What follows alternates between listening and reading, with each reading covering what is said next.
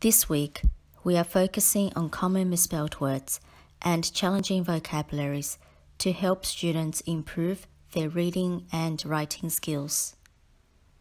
Word number 1 is cylinder. A cylinder is a 3D shape which has two parallel bases connected by a curved surface. For example, the paper was rolled into the shape of a cylinder so it looked like a tube. Don't forget the letter Y in the word cylinder. Do not spell cylinder as C-I-N-L-I-D-E-R.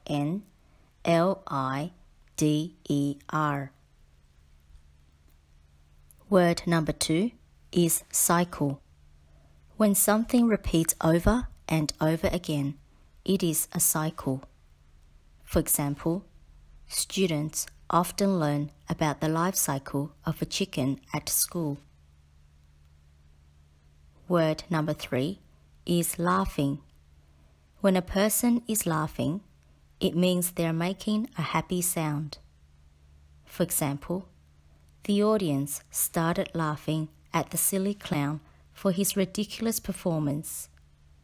Do not spell laughing as L-A-R-F-I-N-G.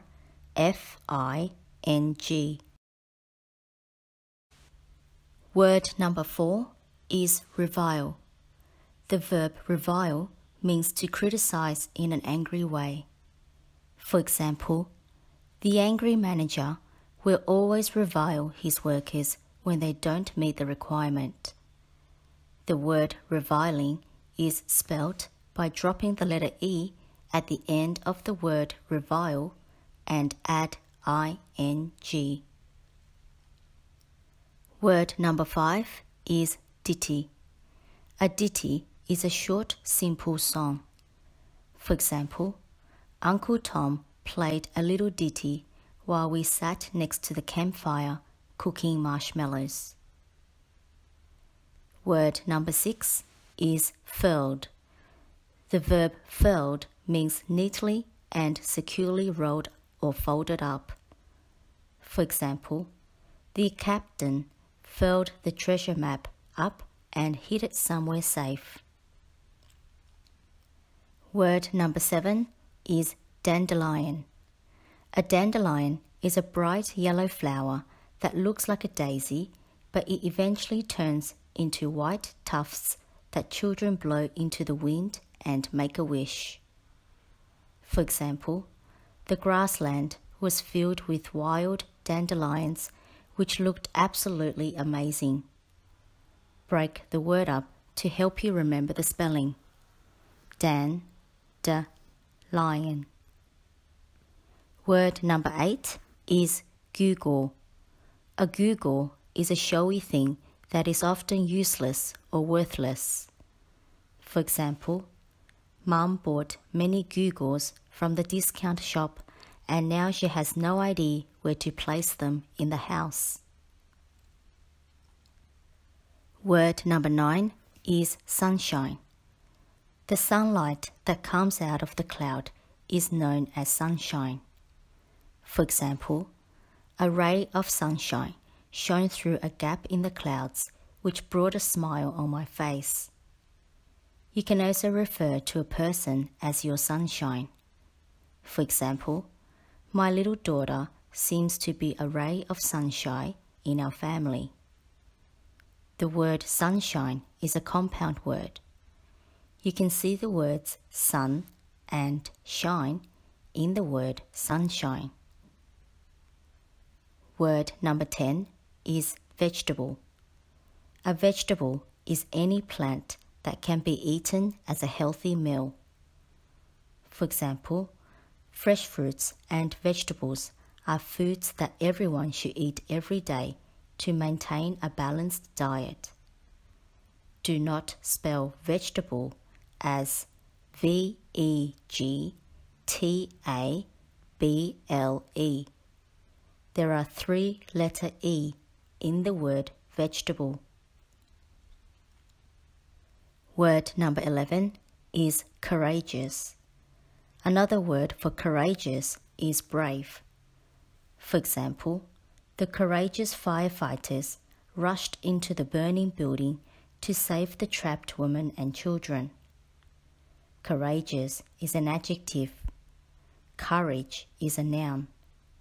Break the word up to help you remember the spelling. Courageous. Don't forget the letter E.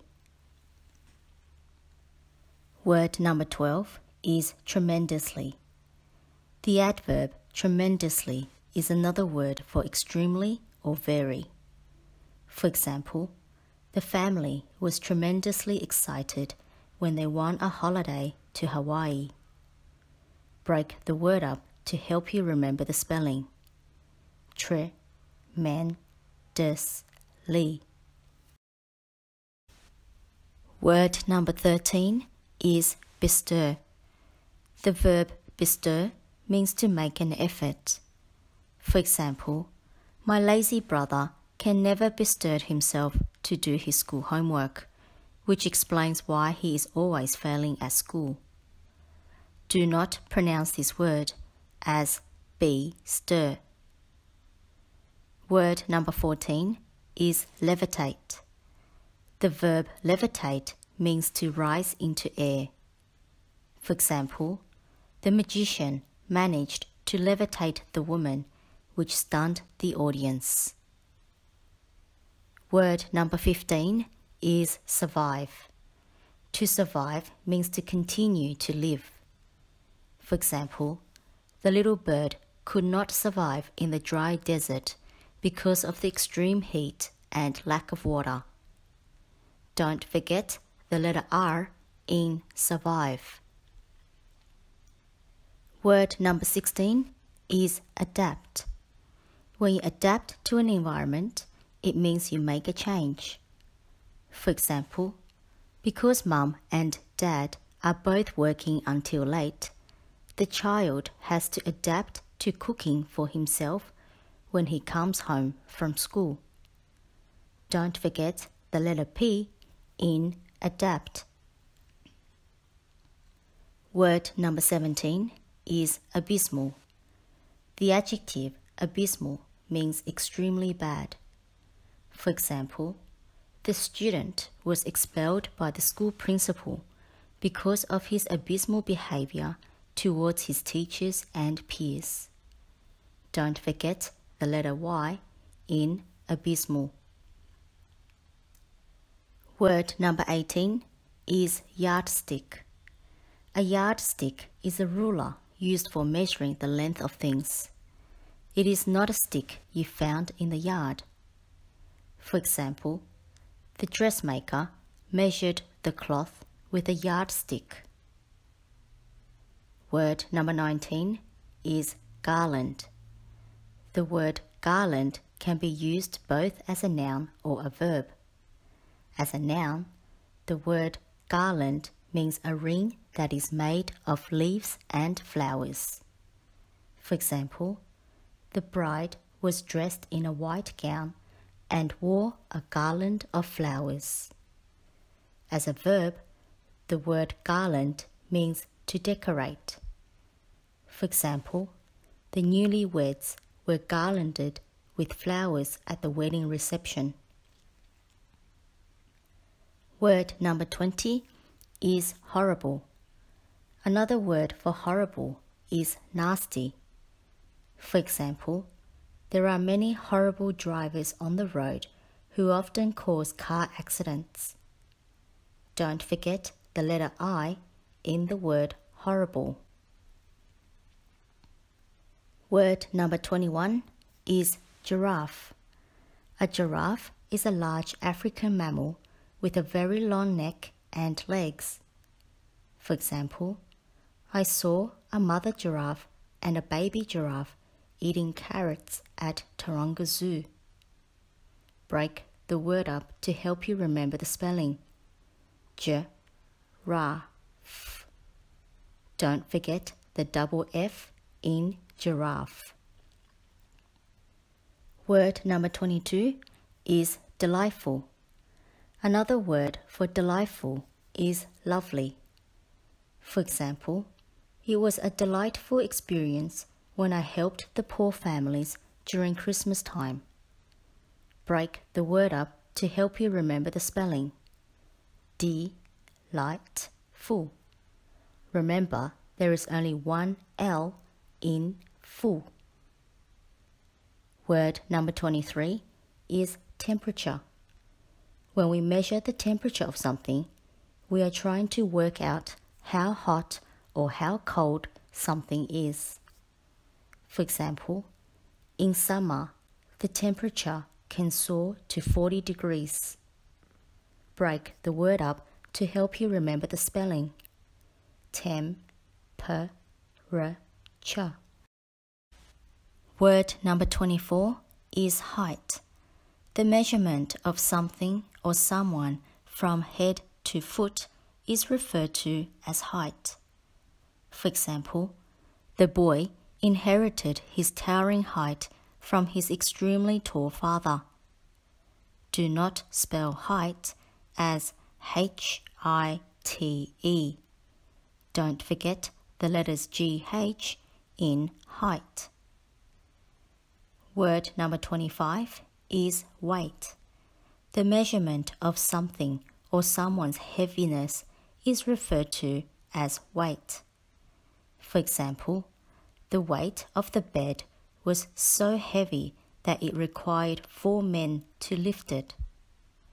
Do not spell weight as W-A-I-T. Don't forget the letters G-H in weight. Word number 26 is length. Length is the measure of distance. For example, the length of my new dress exceeds my height, which means I need to cut it shorter. Do not spell length as L-E-N-T-H. Don't forget the letters G-H in length. Word number 27 is calculator. A calculator is a mathematical instrument used to work out an answer of a number sentence. For example, students are not allowed to use a calculator in their math exam at school. Break the word up to help you remember the spelling. Q-la-ta. Word number 28 is rural. Another word for rural is countryside. It's the synonym of the word bucolic. For example, compared to city life, there is no traffic in rural area and you can enjoy the peaceful nature. Word number 29 is urban. Opposite of rural is urban, which means city. It is the synonym of the word metropolitan. For example, urban areas are often noisy and busy with large flows of population and traffic. Do not pronounce this word as urban. Word number 30 is suburban. The word suburban is related to a suburb, which is a residential area just outside of a city. For example, many people live in a comfortable suburban home where it is not too noisy like the city, but is still close to all local amenities. This brings to the end of our spelling list 4. Keep practicing and good luck in your spelling test.